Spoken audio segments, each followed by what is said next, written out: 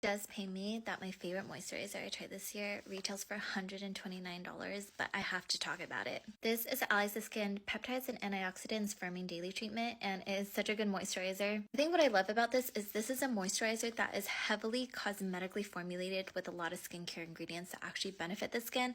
There's so many antioxidants, peptides, there are humectants, and it actually feels really nice. This is one of those products where they use the best of the best ingredients to make sure that you are actually getting great ingredients for your skin, products that will brighten, firm the skin, help support the barrier, help hydrate. This is actually a chef's kiss formulation. I wish I saved a little bit of these to show you the texture, but unfortunately I squeezed every last drop I could out of these because I was like, I am not wasting any of this. As far as texture goes, this is a lightweight cream formulation. I think that makes it really good for those of you who are combination skin types.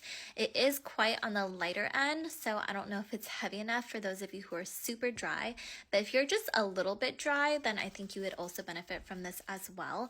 I think that this is one of those products that is actually going to do something for you. It's not just a random basic slap-on type of moisturizer. Only complaint besides the price has to do with the packaging, because about halfway through I noticed that when you start pumping, it doesn't really pump the product out, and I just don't love that. So what I end up doing is I unscrew it and I just push out product like this, but that seems super annoying for the price point, you know what I mean?